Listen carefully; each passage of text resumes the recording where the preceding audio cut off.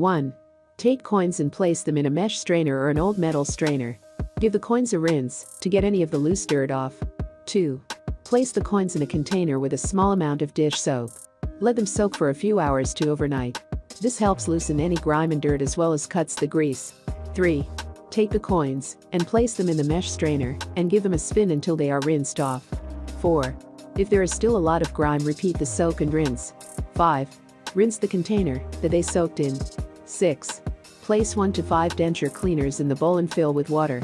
7. Place the coins back into the water and let them soak for a few more hours to overnight. 8. Finally, take the coins, give them another good rinse, and they should be clean enough to use in a counter. Tips. For every handful of coins, do 1 denture cleaning tab.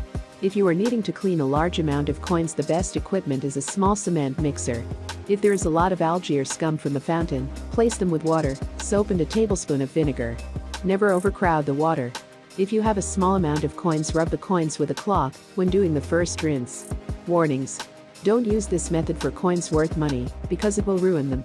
Don't use anything you would like to use again to eat out of.